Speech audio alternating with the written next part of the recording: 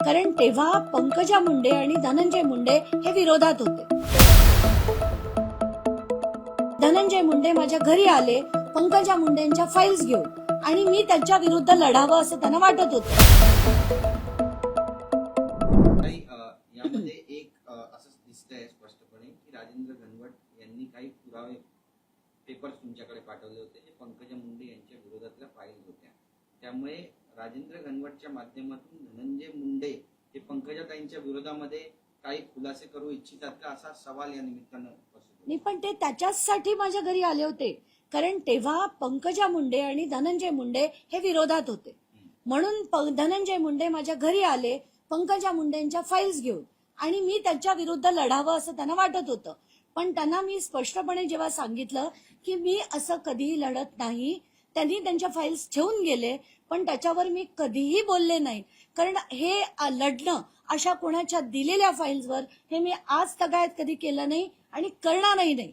जेव्हा विषय योग्य वाटतो त्याचे पेपर्स आम्ही काढतो आणि आम्ही लढतो असं त्यांना स्पष्ट सांगितल्यानंतर ते शेवटी इथे चहा पोहे खाऊन रात्री 10 वाजता माझ्या घरून गेले.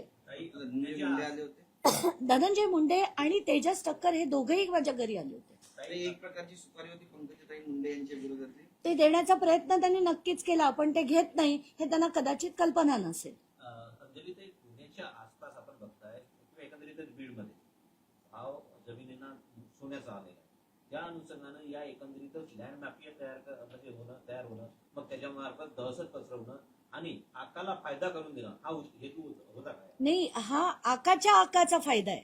हा वाल्मिक कराडचा नाही पण धनंजय मुंडे यांचा फायदा होतोय.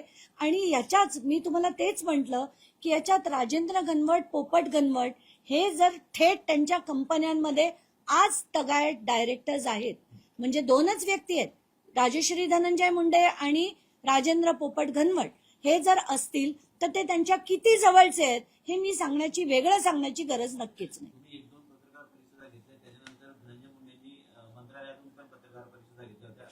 4 फेब्रुवारीला त्यांनी एक पत्रकार परिषद घेतली की ते माझ्या विरुद्ध कोर्टात एक मानहानीचा गुन्हा दाखल करणार होते, एक केस दाखल करणार होते.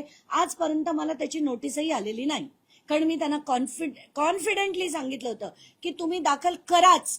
त्याच केसमध्ये मी सगळ्या गोष्टी मांडून ती केस तुमच्यावरच कोर्ट स्ट्रिक्चर्स पास करेल अशी मी त्यांना चॅलेंज केल्यानंतर आज तगायत, आज आता 1 एप्रिल झाले, अजूनपर्यंत तरी माझ्याकडे कुठलीही नोटीस आलेली नाही. खरंच खरंच बस